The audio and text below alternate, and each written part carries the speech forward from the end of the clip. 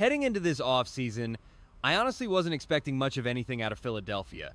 If you want a good laugh, go back and watch my Sixers video from about a month ago. At best, I thought they might find a way to trade PG, but even then, I figured it would be for absolute scraps while giving up valuable draft capital just to dump his contract. But once Jaylen Brown's trade market dried up, the Sixers swooped in. They snatched him up using PG's contract and a few draft picks, immediately rewriting the entire outlook in Philly. Things changed so fast that after adding De'Anthony Melton and Anfernee Simons, none other than LeBron James started seriously thinking about wrapping up his legendary career in Philadelphia. Did I actually think he would sign? Not a chance. But just like back in 2018, I think he gave it some real thought. His bond with Maxey did what his relationship with Ben Simmons never could. Now, 8 years later, at 41 years old, LeBron James made what he called his final decision signing with the 76ers to build one of the most fascinating super teams we have ever seen. Is this fit clean and simple? Absolutely not, but you have multiple elite players with elite skill sets who have played with basically everyone. LeBron has clearly seen every imaginable offensive scenario over his 25 years of play. JB has spent his whole career adjusting to a variety of Sixers rosters. Embiid and Maxey have shared the floor with plenty of stars, including ball-dominant guys like Ben and Harden. Even in his rookie season, VJ Edgecombe played just about every role possible, with Embiid, PG, and Maxey all missing major chunks of time. Because of these shifting rosters and different career phases, everyone here has plenty of experience playing off the ball rather than constantly dominating possession. A lot of the skepticism around this team is driven by misguided beliefs, which is pretty typical when you get a sudden wave of talking heads speaking on a situation they know absolutely nothing about. If you put anyone from the Sixers starting lineup on the worst team in the league, could they drop 25 a night as the main option? Yeah. But while we might not see an immediate all-star leap from VJ Edgecombe, claiming he can't make major strides in this environment is just flat out ridiculous. VJ's complementary skills were a huge part of his draft appeal, which was clear as day this season and will only continue to grow. Tyrese Maxey is an elite off-ball weapon despite being forced into a much heavier playmaking role after Harden left this past season. That's exactly why he is a way more efficient scorer sharing the floor with Joel than without him on similar volume. Joel's insane gravity is obviously a huge factor, but now things are on another level. Even with Joel benched, LeBron's brilliant playmaking and JB's extreme rim pressure will make life easy. I believe every single one of these stars can scale their usage down, and honestly, they'll have to. Like I said, they've already proven they can do this throughout their careers. Between LeBron's high basketball IQ, Joel's health management, and his development as an offensive hub, combined with Maxey's off-ball threat and VJ's all-around skills, this offense is going to work out just fine. The trickiest fit question is probably JB. He isn't the same off-ball threat as the other guys, though that might just be a product of his recent team situations. I think VJ and LeBron will be the ones seeing their scoring drop, likely topping out around 18 to 20 a night. Another reality is that you probably won't see an MVP campaign from Maxey, JB, or Joel this year. But that doesn't mean they actually regressed. People look at basic box scores and assume a player regressed when it's really just a change in role. Plus, with Joel's health questions, who knows what the lineup looks like from night to night, but when everyone's healthy, I expect those three to average around 25 a game. Will Joel transition to a heavier playmaking role like we have seen recently? Absolutely, but as we saw this past season, if Embiid is on the floor for even half the game, he's going to get 25. Nick Nurse unlocked his game unlike anyone else during their first year together, and he's grown immensely as a passer, but now he is sharing the floor with an elite playmaker for the first time in forever. Relying on Joel as your primary playmaker wasn't ideal with their old roster, but having him as your second best passer is incredible, while Maxey sliding from option 2 to 3 is just as massive. We'll break down everything with Joel, but he's another veteran who has the basketball IQ and experience to make this star-studded roster work. Everyone was begging for Tyrese Maxey to be given the keys to the franchise this season, but I think people have no clue how elite he is playing off the ball. He absolutely thrives there. That's exactly what makes his dynamic with Joel so great. Honestly, he'll have zero issues playing off LeBron and JB. He's set for his most efficient season since James Harden left. Sure, none of these guys will average 35, but that's usually the sign of a bad team anyway. There's also been this bizarre narrative about spacing issues, and honestly, it's pretty hilarious. Prime Golden State, not even close. But his three-point shooting context is a prime example of what's confusing people. You're basically banking on bounce-back years from guys who have proven they can hit from deep over long stretches of their careers. With their elite playmakers and heavy pressure at the rim, it's absolutely bound to happen. While fitting these five together is going to raise questions, the real beauty of this roster is staggering the minutes. They can keep at least 2 top 30 players on the floor at all times. Embiid missing games is the obvious problem, but Philly's real playoff collapse when he is healthy always comes during those brief, brutal stretches when he rests on the bench. This squad is going to relentlessly punish mismatches, making certain opposing players completely unplayable in a series. The offensive questions make sense, but actual panic is hilarious. Scoring won't be their issue. Nick Nurse isn't exactly known as an offensive guru, which has definitely caused some hiccups for the Sixers lately. But whenever Joel and Tyrese Maxey play together, they are elite. Nurse unlocking Joel as the primary hub has been their bread and butter ever since James Harden left. Now you add LeBron James, yeah, scoring is the least of their worries.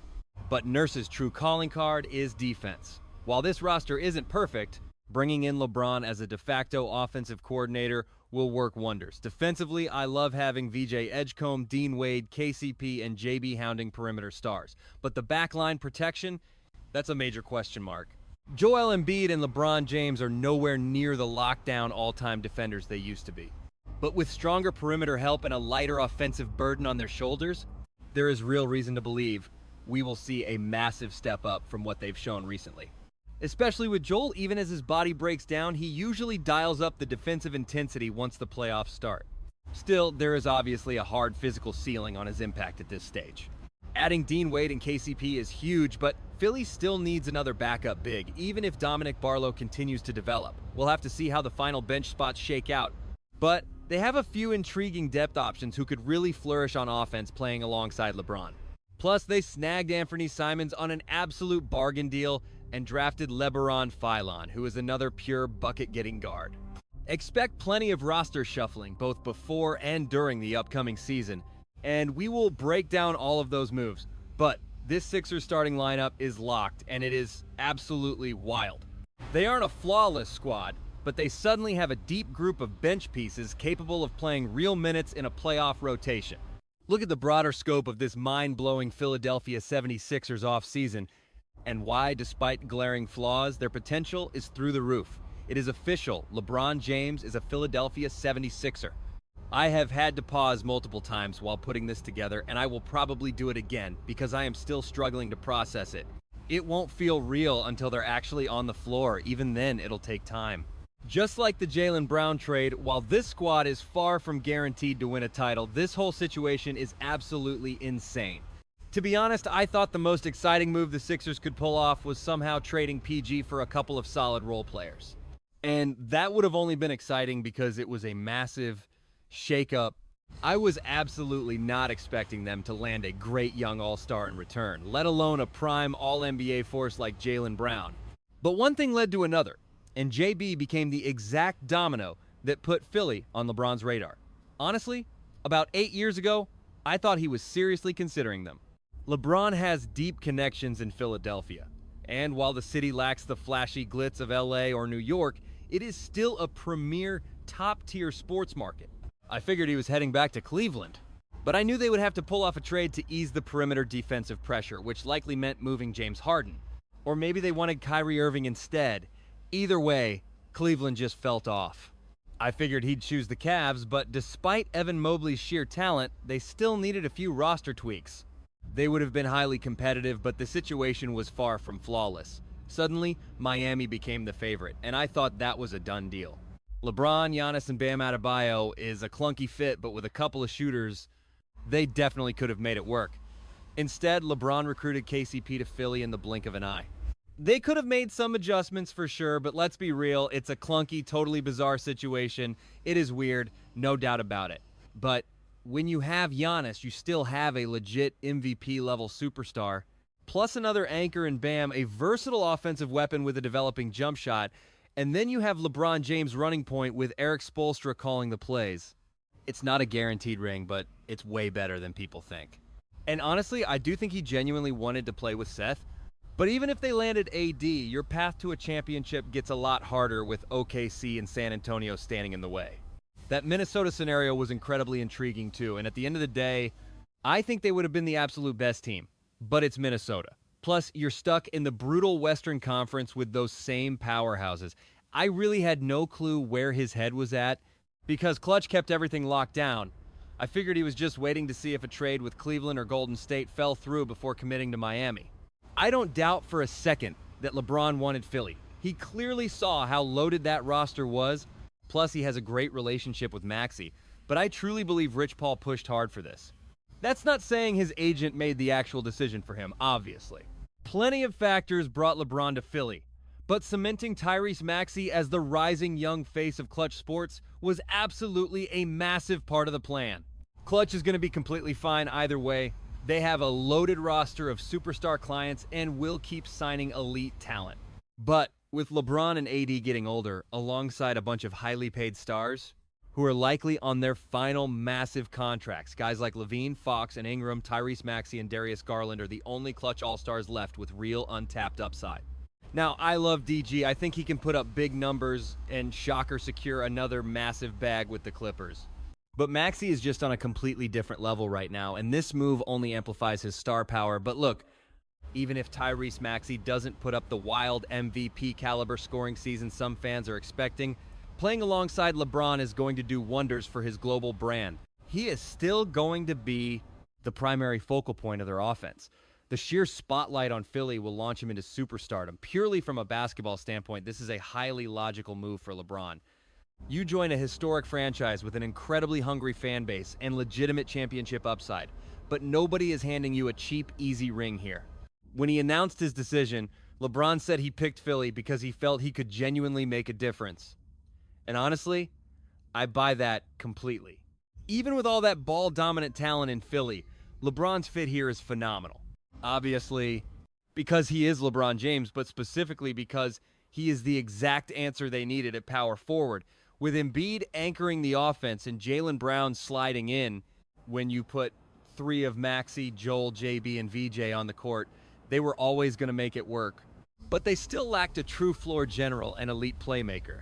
Now with Embiid drawing double teams and Maxey operating as a secondary creator, scoring was never going to be the problem, but adding LeBron elevates their absolute ceiling to a whole new dimension. That is huge, especially since Joel Embiid is bound to miss a chunk of games, and you want to manage his load when he is active. Jaylen Brown playing off the ball is the biggest question mark here, but unlocking Maxey in catch-and-shoot situations will easily offset that concern. The starting lineup's fit is incredible, but the way LeBron will generate easy looks for the supporting cast and backup bigs when Joel rests is even more crucial. Dominic Barlow flashed some serious potential in a real rotation role last season, and he is still only 23 as he enters his 5th NBA season. He will definitely be in the mix, grouping him alongside veteran options like KCP and Dean Wade as crucial rotational pieces for a deep playoff run. I think Simons and hopefully Phelan can give you situational minutes in a high-stakes playoff series, but we have to see how they develop. Honestly, who knows? Let's be real here. I'm fully expecting Anfernee Simons to get traded at the deadline for the 2nd consecutive year. We will cross that bridge later. But watching LeBron elevate this entire roster, even in a scaled-back role, is going to be special. That goes for everyone, from their powerhouse starting lineup to the wave of young big men who will get minutes next season. Plus, here's an underrated storyline nobody is talking about: LeBron's rebounding, which addresses another massive weakness for the Sixers. Joel will grab his rebounds, but he isn't a dominant force on the glass anymore, and he hasn't had any real help down there for years. Once Luka arrived, LeBron's rebounding numbers dipped a bit, but I expect him to bounce back to his usual 7 or 8 boards a night. It's not mind-blowing, but now you have a reliable rebounder at power forward, a great rebounding guard in VJ, a solid presence on the glass in JB, and a physical center alongside them. Sure, the on-court fit is incredible, but off the floor, you cannot overlook how LeBron James reshapes an entire franchise. The hope is that his presence rubs off most on Joel Embiid, naturally, but even the most intense training cannot prevent a sudden knee to the ribs or a random case of appendicitis. Maybe LeBron James hooks him up with some doctor overseas. We will leave that alone. Having LeBron James's presence in the building changes the entire team approach from top to bottom, transforming Philly overnight. Perfect health is never guaranteed, but this was easily LeBron James's best overall move. If they can capture a ring here, it will be incredibly special, even in a 15-7-7 role. Do I expect exactly that? Maybe slightly more points, but that is the ballpark. He should lead the team in assists, unless Joel Embiid takes another massive, unexpected jump as a playmaker. Do not expect him to dominate the ball enough to average 10-plus assists like he did quarterbacking the Lakers championship squad. LeBron James makes everything better, but his perimeter shooting remains the one real question mark. He was lights out from deep 2 years ago, but this past season, his three-point clip fell below 32%. Luka Doncic and Austin Reeves were constantly in and out of that Lakers lineup. I expect him to bounce back, but to what level? Getting back to league average or even slightly below is fine. But if the defensive gravity of Joel Embiid, Jaylen Brown, and Tyrese Maxey lets him shoot like his old self, that changes everything. The outside shooting of LeBron James and Jaylen Brown is my main offensive worry, though Jaylen Brown should ultimately be fine. People throw raw three-point percentages around without any context. For instance, Joel Embiid and Giannis Antetokounmpo shot the same clip from deep last year, but who actually stretches defenses more? Plus, Tyrese Maxey saw his efficiency dip simply because his shot volume skyrocketed after James Harden left. Combined with Jaylen Brown's progressively increasing on-ball usage that spiked during this past year, poor spacing, critics think Philly has zero room based purely on raw numbers. Floor spacing matters. If Tyrese Maxey cannot transition back to being a hyper-efficient off-ball threat, that is a huge problem. But looking at the actual context, everything points to a much better setup. That has to be the focus. Tyrese Maxey must improve his self-creation, but he also needs to reclaim his lethal off-ball role. Young PJ has shown a lot more promise than outsiders ever expected, but he has work to do, while Jaylen Brown is grinding with lethal shooter right now. Joel Embiid's inconsistent three-point shot is worrying. Still, you have to factor in his injuries, changing rosters, and a pretty small sample size over those years. We will get to Joel Embiid, but despite the uncertainty, he proved during the final stretch of the regular season last year, and especially while carrying Philly back from a 3-1 hole against Boston, that he demands absolute focus whenever he steps on the court. On the bright side, heavy playing time post-Harden forced Joel Embiid to develop his vision. But it has not been easy since James Harden left. Now, you add elite size and playmaking with LeBron James, alongside Jaylen Brown and Tyrese Maxey, while still getting young PJ some solid minutes on the court. Joel Embiid remains the focal point, but his usage will drop to its lowest level since Jimmy Butler was in Philly. I cannot wait to see the chemistry between LeBron James and Joel Embiid. Sure, we will not see either player at their peak MVP caliber primes, but the ceiling is still incredibly high. There are tons of moving parts here, and no roster is completely perfect. One massive health question mark remains, but there is every reason to believe this works. Somehow, trading for Jaylen Brown has become a footnote, but do not look past it. LeBron James was not even considering Philly before that trade. Honestly, I thought the only major offseason trade Philly could pull off was moving Paul George. But I never expected them to move his massive contract so cleanly, let alone return an All-NBA star 7 years younger. Giving up that 2028 pick, which swaps between the Sixers and Clippers, along with their 2031 first-rounder, is steep, but dumping Paul George should have cost one pick alone, so this is a steal. Looking at what they gave up, this deal is absolutely incredible. But there are clear reasons why Jaylen Brown's trade value was lower than most people, including Boston, actually expected. His contract, with 3 years left on that massive Supermax deal, plus his immediate eligibility for a massive 2-year extension, played a huge role alongside some deep analytical concerns. Analytics is definitely an NBA buzzword these days. But here, they absolutely played a major factor. Granted, general analytics do not favor JB like other superstars, but that is mostly due to his physical play style and how the Celtics ran things. I explained this in much greater depth during my video on Boston, but basically, between his perimeter struggles and heavy diet of mid-range twos, he just did not fit what they wanted to build. Had they known they would end up with Paul George and multiple firsts, they probably would have pivoted. But I knew the front office wanted to move him. Giannis or not, his trade saga was fascinating and destined to get weirder the longer it dragged. I fully expected a bizarre landing spot, but never did I expect him to land in Philly for 2 draft picks and a bad contract. This was a massive home run for the Sixers. You get significantly younger while adding a proven regular season workhorse to carry things whenever Joel inevitably misses some time. It was a fantastic trade. Even then, my thought was that you pull the trigger on this deal and figure out the rest later. But now that they have added LeBron, this basketball fit gets pretty complicated.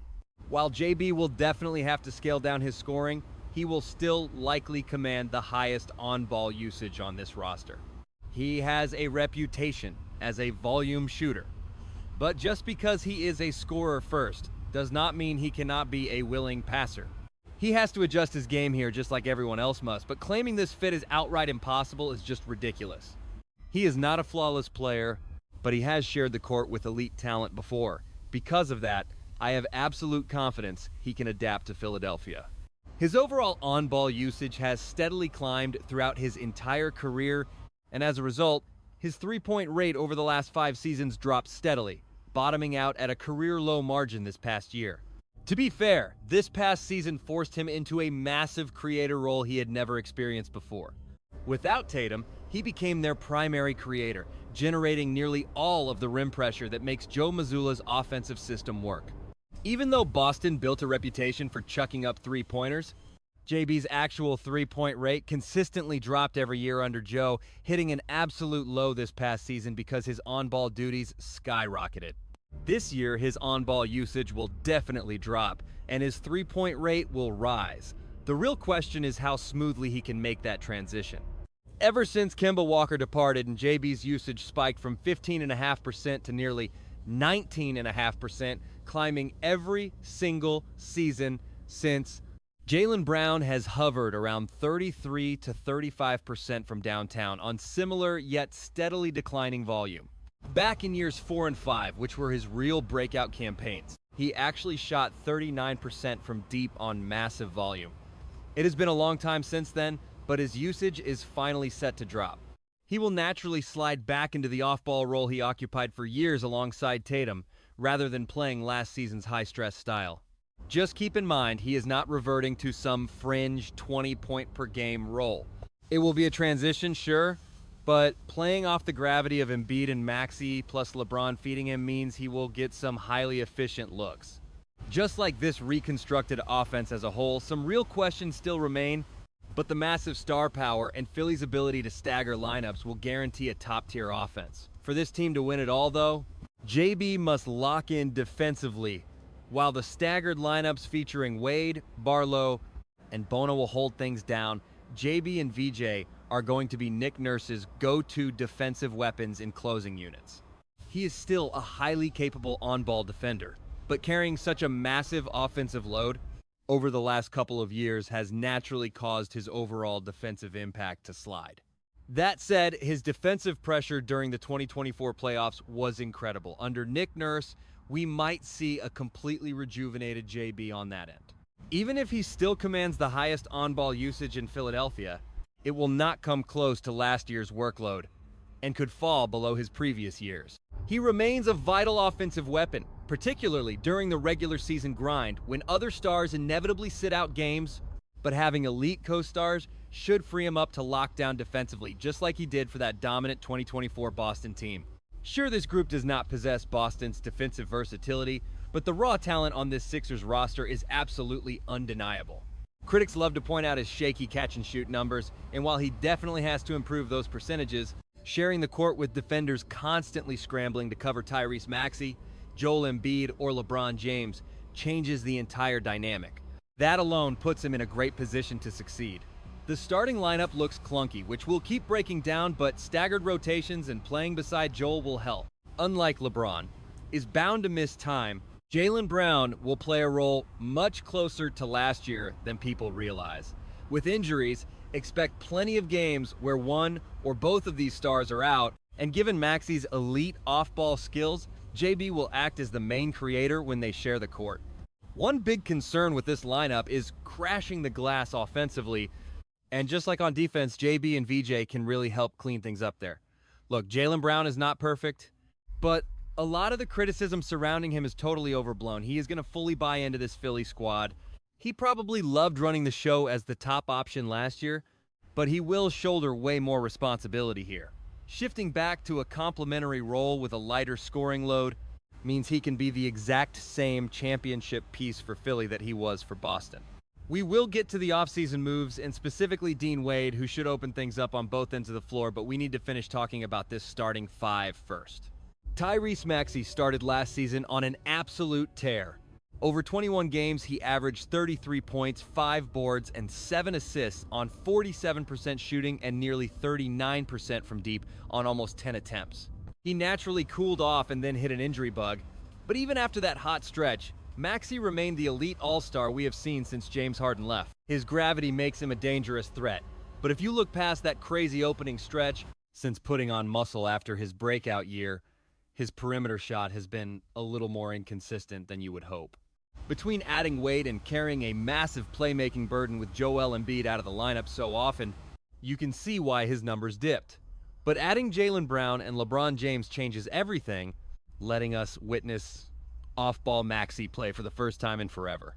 He probably won't score 30 a night now, but expect his most efficient shooting year since the Harden era and a massive rebound from three-point land. Even with some quiet concerns lingering around his recent up-and-down shooting numbers, we know he is lethal playing next to Joel Embiid when he can roam off the ball. Sure, taking him off the ball means you lose some of his elite ball security and low turnover numbers. But he remains one of the premier catch-and-shoot threats in basketball, which is why his chemistry with Joel is so dangerous. Yes, any player in this starting lineup could put up way bigger raw numbers on a different squad. But if the goal is winning rings, this is the ultimate landing spot for Tyrese. Like JB, he will handle the rock more than he did during those early years, sharing the court with James Harden and Joel, but scaling down slightly will totally unlock his off-ball game. Creating on-ball, Maxey is highly efficient and rarely turns it over, but he does struggle to bend defenses enough on his own to anchor an elite unit. Put high-level playmakers next to him to relieve that pressure, and he transforms into an absolute assassin from anywhere on the hardwood. His lightning speed means defenders cannot leave him for a second, whether he is cutting or spacing. That partnership with LeBron is going to be electric. Ever since Harden left, I wanted a jumbo playmaker paired with Maxey, but guys like Caden Halley are incredibly rare. Hard to find. LeBron James is even rarer. While he may not carry the team entirely like peak Harden did, he will still play a massive role as the floor general and lead organizer. With LeBron calling the plays, things get simple, but Jaylen Brown attacking the paint is also huge for Tyrese, and his built-in chemistry with Joel is already lethal. Philly is banking on Maxey, putting up a hyper-efficient, high-volume year from deep, and the stars are perfectly aligned for him to post career-best shooting percentages across the board. Like JB, he probably won't be in the MVP conversation anytime soon, but Maxey is entering a role tailored to his elite strengths as the ultimate spacer for this star-studded starting five. Try saying that 5 times fast. JB and Tyrese are going to carry the heavy load through the regular season, and even though Joel will dominate whenever he is on the floor, expect plenty of games where Tyrese and JB both drop 25 points. The forgotten piece here is the 2025 third overall pick, VJ Edgecombe. The heavy media spotlight that follows LeBron has people worried about VJ's development. And though he won't get the same volume of shots he would in Memphis or Sacramento, scoring isn't the only way to impact winning. Those random outbursts, especially on opening night in Boston, have fans questioning VJ's true star ceiling. Yet, his real draw was always those secondary connective skills, and we saw plenty of that on display last season. He went from sharing backcourt duties with Tyrese Maxey to fitting alongside PG, playing a complementary role that mirrors what he will do this year whenever Joel Embiid is healthy. With just a year of NBA experience, VJ has navigated totally different roles. He is definitely not a player who needs the offense run through him to make a massive impact. His jump shot was the main question mark during his rookie year, but he knocked down a solid 35.4% from deep on decent volume. Sure, every young player gets a bump from a superstar, and since Joel will inevitably miss games, maybe that stat is inflated. But VJ actually shot 39% from deep whenever he shared the floor with Joel. No one else commands the defensive gravity Joel does, but playing next to LeBron James and Jaylen Brown is a massive upgrade over Quentin Grimes. He probably won't make a massive all-star leap this year, but he is already highly elite as a connective, glue guy piece, and with a wild rookie season now behind him, plus 2 major superstars arriving in Philly, VJ Edgecombe looks like the absolute perfect role player for this roster. The explosive dunks and scoring bursts are great, but his elite two-way defense and incredible rebounding for a guard are the little details that will matter most. Becoming a reliable, high-volume threat from deep would unlock everything for this squad. Given how fast he improved his biggest weakness last season, and with the cleaner looks he will get now, that jump is fully on the table. Think about this too. Opponents will put their worst defender on VJ. Brutalizing those mismatches is going to be a massive weapon for both the starting unit and staggered lineups. Sure, when you sign a 42-year-old LeBron, the focus shifts entirely to winning right now. Still, my belief in VJ's long-term ceiling has not changed, even if his ultimate development timeline is slightly delayed. Honing those critical secondary skills in a smaller role before finally getting the keys later could elevate his ultimate star potential. He could easily be a 20-plus point scorer right now, but sharing the floor with LeBron James will force him to round out his entire game, turning him into a legitimate franchise superstar instead of just a very good player. On most other teams, VJ would be the cornerstone. Here, he is a luxury connector. Make no mistake, his long-term developmental runway is still wide open. Sure, things will feel crowded over the next 2 seasons with LeBron around, but LeBron is 42, Joel Embiid certainly is not getting any younger, and Jaylen Brown will hit 30 by the time the season tips off. I am actually writing this on VJ's 21st birthday.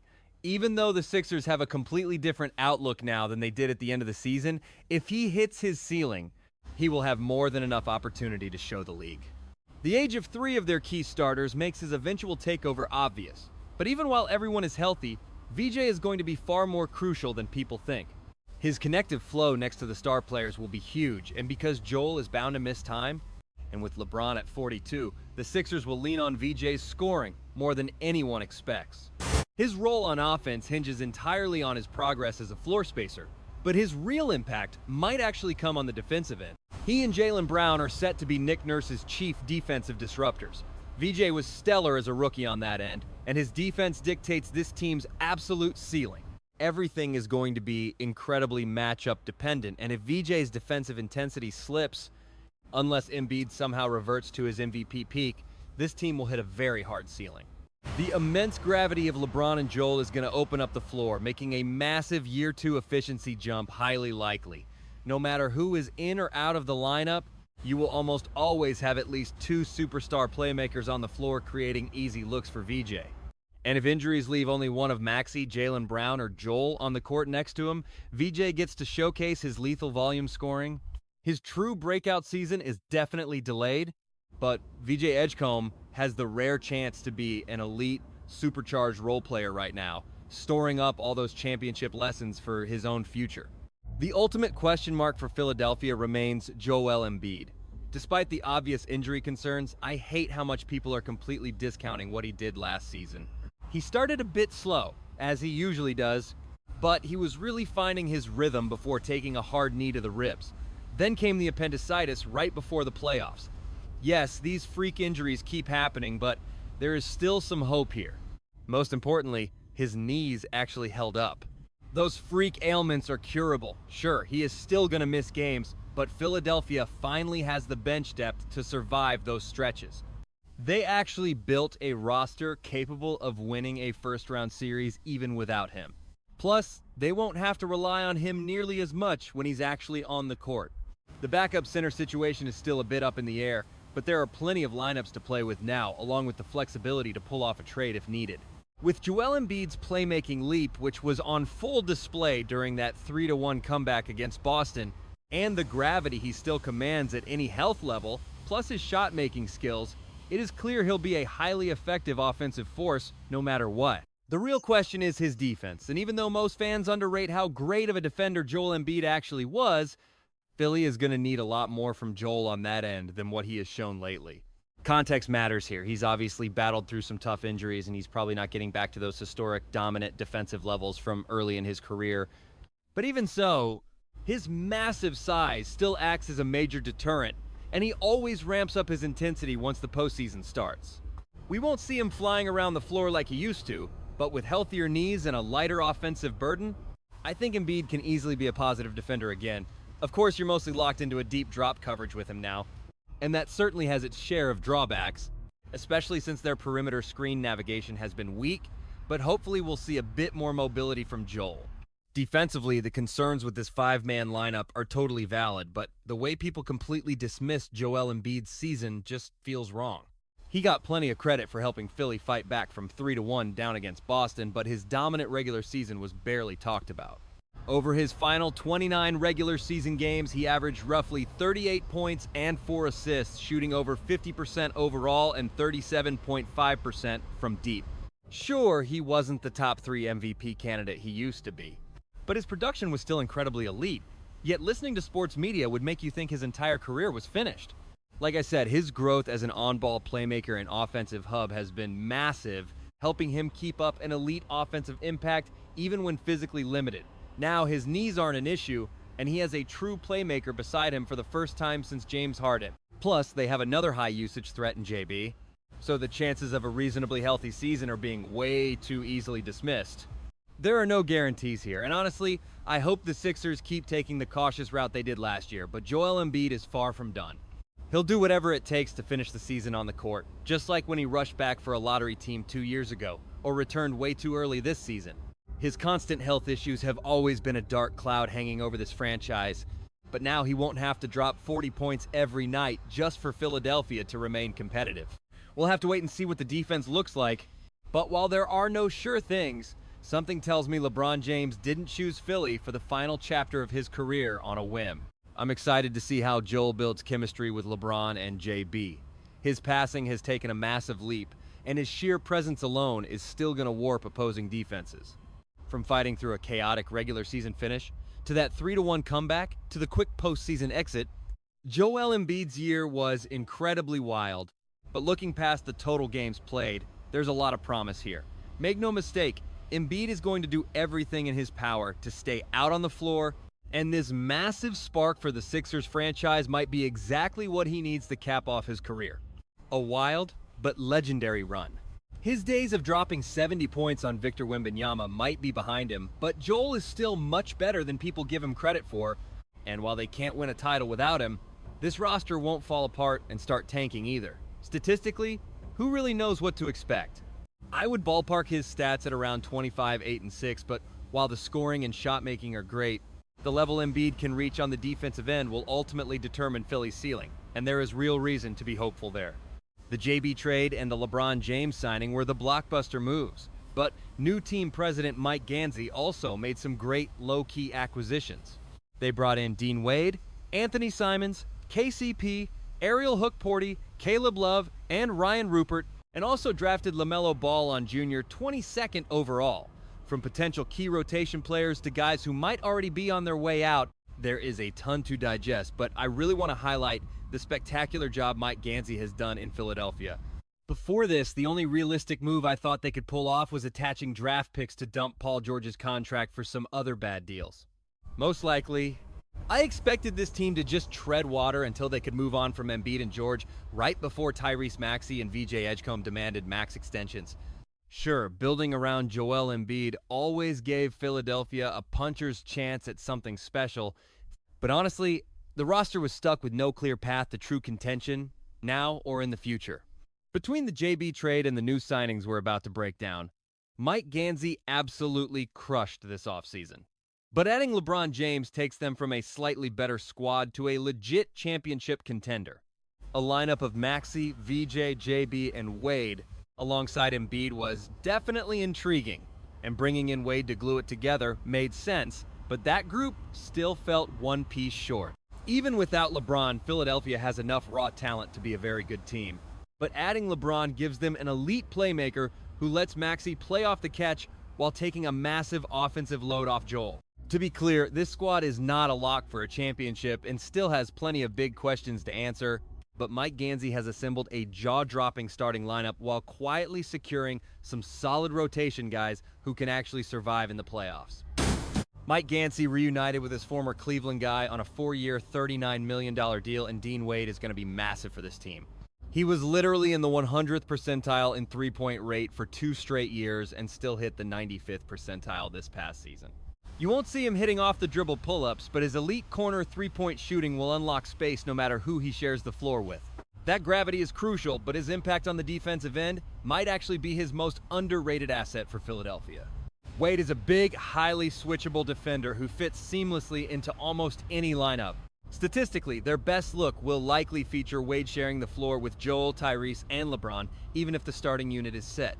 Dean Wade is shaping up to be their most important bench piece, playing a major role on both ends of the floor.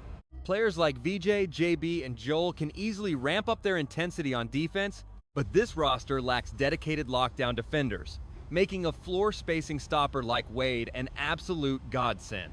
Adding LeBron James bumps him to the bench in their primary unit, but he'll still end up starting plenty of games. Even with several intriguing bench options, Wade is easily their most crucial reserve player for a whole list of reasons. Philly might not be a team completely obsessed with advanced box score numbers, but the advanced metrics absolutely love Dean Wade, and that's always a great sign for a role player. While Wade is a defense-first spacer, the Sixers also added serious offensive punch by landing Anfernee Simons on a 2-year, $12 million bargain. But looking at how this depth chart shapes up and questioning his postseason viability, he might actually become the odd man out, even though Simons brings a highly coveted skill set to Philly. Spacing isn't my primary concern, but extra shooting never hurts. If he stays, Simons will be crucial in keeping the offense humming when the bench units take over. We'll have to see how things shake out, but Ant's struggles on defense, combined with Philly's lack of backline protection, could make him unplayable in certain postseason matchups. His chemistry with Joel Embiid is worth keeping an eye on, but even on his own, Simons offers vital floor spacing and shot creation throughout the year. Simons remains one of the absolute best movement shooters in the league today, and even though his trajectory has hit some speed bumps lately, he's still a highly impactful offensive weapon. He still possesses the same high-level scoring traits from when he averaged 21 to 23 points a game, but given how modern NBA offenses are structured, he probably won't see that kind of shot volume ever again. He's definitely a flawed player and could easily find himself traded by the deadline, but at just $6 million a year, landing a dynamic spacing talent like Mikhailiuk, who can get you 20 a game when hot, is a deal that's hard to hate on. Right after securing LeBron James, the Sixers grabbed veteran Kentavious Caldwell-Pope on a steal of a 1-year minimum deal. Since landing his big payday with Orlando, KCP hasn't looked like the same impactful player we saw next to LeBron in Los Angeles or Jokic in Denver. His shooting percentages dropped off a cliff, and while there are clear reasons he fell to a minimum contract, there is still reason for optimism. Moving away from LeBron and Jokic to play with Paolo Banchero has obvious drawbacks, and his recent stint in Memphis wasn't exactly a winning environment either. His outside shot hasn't been anywhere near the 38 to 42% we saw in his prime, but KCP remains a highly reliable defender, which is massive.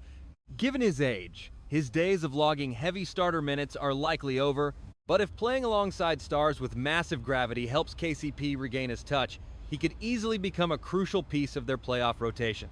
Snagging a battle-tested vet on a minimum is a massive win, even if, like much of this new-look roster, there are obvious risks, but it's a great swing. Meanwhile, fans were furious when Philly shipped Jaden McDaniels to Oklahoma City at the trade deadline. Sure, having a dynamic off-ball threat who can space and relocate like McDaniels would have been incredible for this team, but grabbing explosive Alabama guard LeBaron Phelan with the first-round draft pick they got in that trade definitely softens the blow. Phelan is far more of an on-ball playmaker than McDaniels, but the hope is he still provides crucial floor spacing and shot creation next to Simmons off the bench. Just how ready he is for the league will dictate a lot, and it might even make Simmons trade bait down the line. He dropped 22 a night on crazy efficiency, shooting 40% from deep on high volume in his sophomore year at Alabama, and he absolutely balled out in March putting up 29 against Hofstra in round 1, then going off for 35 in their Sweet 16 loss to Michigan. From how he shares the backcourt with Maxey, BJ, and Simmons, to how LeBron will create easy looks for LeBaron and Philon, the possibilities here are endless. If Philon can provide positive value right out of the gate, it gives this team a massive boost, allowing the front office to shift their focus toward fixing other holes on the roster. Philly already has tons of high-usage guys, but keeping the floor spaced during those staggered bench lineups is going to be absolutely vital. Philon and Simmons are both capable of spacing the floor off the ball while still making plays when they have it, meaning the Sixers might have to choose between them come the trade deadline or playoff time. A lot of these new additions have very clear, defined roles, but the front office has also made several sneaky moves around the margins, signing former Knicks big man Ersan Ilyasova to a one-year deal alongside Caleb Love, bringing in Ryan Rupert and Duke Miles on two-way deals, and trading Justin Jaworski plus a second-round pick to the Clippers to clear up roster space. Ilyasova gives them a solid option at the backup 5 who can really fight for boards, but he is just one of several young big men competing for regular minutes. That whole Geni Broom experiment was definitely an interesting gamble. Sure, having to throw in a second-round pick just to dump a 35th overall selection who barely played in the league is annoying, but in the grand scheme, it is no big deal. We are definitely going to see some roster moves during the year, but as of right now, this looks like the squad they are running with for opening night. They could still use another physical big and a big-bodied wing, but this bench is quietly loaded with young talent possessing some highly useful skills. Personally, I hold Dominic Barlow to a much higher standard than the other prospects, but guys like him, Adem Boma, Justin Edwards, and Jabari Walker all have a shot at filling those gaps. And honestly, Barlow is a really intriguing prospect. The 23-year-old is already entering his 5th season, and after bounces through San Antonio, Atlanta, and Philadelphia, he finally seemed to find his footing last year. This hybrid big put up some great tape, whether he was sharing the court with Joel Embiid or stepping up when Embiid was hurt. He probably won't be quite as dependent on LeBron for offense as a guy like Adem Boma, but building chemistry with LeBron is going to be vital for every young big on this roster. I still expect them to trade for front court help eventually, but early in the schedule, the coaching staff has to figure out who gets priority in the rotation among Barlow, Bona, Korkmaz, and Jabari Walker. There is already a bit of a pecking order established, and Korkmaz and Bona play more like traditional center fives than Barlow, which forces some tough coaching decisions. Barlow's defensive versatility and his end-to-end speed fit right into this transition-heavy roster, and I am incredibly eager to see how he looks anchoring small ball lineups at the 5. But since he is not a true center, his lack of a jumper definitely complicates things. Even though I wanted Nick Nurse to experiment more, that spacing issue is exactly why Barlow barely shared the floor with Joel Embiid in the playoffs last year. He is not a complete zero out there, and if he can develop a respectable stroke from beyond the arc, he turns into an incredibly valuable role player, opening up way more lineup combinations where you can actually trust him on the floor. I would love to see them lock him down long-term, but Philadelphia did convert his two-way contract last year, keeping him on the books for this upcoming season at around $3.5 million. Honestly, I am most excited to see him playing center next to LeBron and how he functions alongside Joel Embiid. From his two-man game with LeBron to his rebounding, post-defense, and floor spacing, there are plenty of question marks surrounding Barlow, but I am still expecting big things from him. Adem Bona has the kind of raw, explosive upside you love, but he is still a major work in progress. The versatile defender already shows flashes of elite rim protection, and playing next to LeBron James could end up completely transforming his career path. He has already proven he can be a legitimate presence inside, and despite his raw offensive game and being slightly undersized for a center, you could roll out some absolutely wild, up-tempo track squads with LeBron, Maxey, Simmons, VJ, and Philon, while Bona anchors the middle. And while they have plenty of young frontcourt projects behind Joel Embiid, we know Joel is going to miss some games, and Dominic Barlow plays more like a power forward anyway. Expect to see plenty of Bona on the floor. Barlow is going to get some run at the 5, but in reality, Adem Bona and Ariel Eberhardt are competing for substantial minutes at the 5, or if the front office needs to look elsewhere. With the kind of defense and rebounding these guys bring, I think they will fit right in, and the Sixers will find at least one young big man they trust heading into the playoffs this season. The backup center spot is the biggest question mark in Philly right now, but even with JB, VJ, and Braun looking solid, this squad could definitely use more depth on the wing. Justin Edwards has been lost in the shuffle lately, but this new situation could elevate his game. He is a player who can really stretch the floor and force turnovers, which are two things this team desperately needs. His role in year 2 was a bit different compared to his rookie year when Philly was tanking, but Edwards still boosted his efficiency and three-point shooting percentage, making him a potentially key piece of this rotation. At this point, assuming things work out fine with Wade, KCP, and Barlow, you are just searching for one more guy to survive playoff intensity. Anfernee Simons will certainly have his moments, but between his defensive struggles and the high chance he gets moved in a trade, I am not really counting on him. Philly definitely has the assets to make a minor move on the trade market, but it would be huge if one of these young guys stepped up and earned a major role. From the big men to Furkan to Edwards and the two-way contracts, this Sixers team has far more depth and young upside than anyone gives them credit for. Jabari Walker is another player with a really intriguing skill set in the front court, and the front office chose to package a second-round pick with Broom to free up space instead of cutting Walker. While he is not going to headline the rotation, it is definitely something worth keeping in mind. Walker can crash the glass and stretch the floor from the power forward spot. He is far from perfect, but his specific skill set could absolutely help this team at different points in the year. Now, the guy tasked with making all these pieces fit together is head coach Nick Nurse. Like we talked about what feels like forever ago, he leans heavily toward defensive schemes, and though he will need to get creative on offense, having a defensive-minded coach is perfect for this roster. There are clear defensive challenges here, but Nurse is the ideal coach to maximize individual talents and put together a highly competent defensive unit. The offense has to evolve, and playing with LeBron guarantees it will. But even if it does not, even though things look messy when he sits, the Sixers have boasted an all-time great offense under Nurse with Joel Embiid on the floor.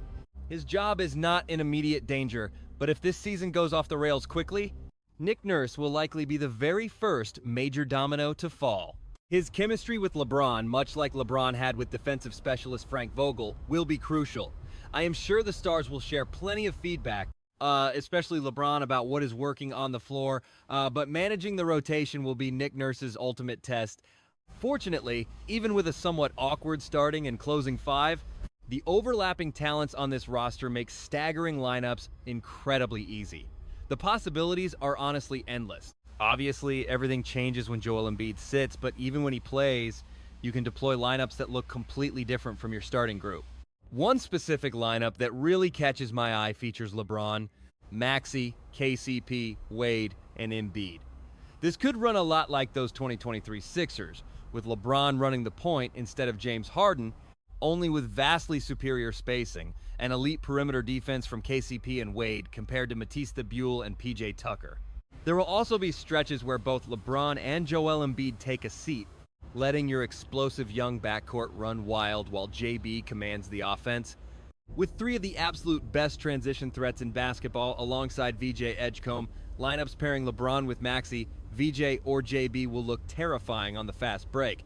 Even with Joel Embiid out there, this transition unit will be lethal, though a younger, faster center would change how they run. We have talked about how clunky the starting five fit is in several areas, but having so many elite, high-usage offensive options will allow Philly to absolutely crush opposing bench units and exploit mismatches.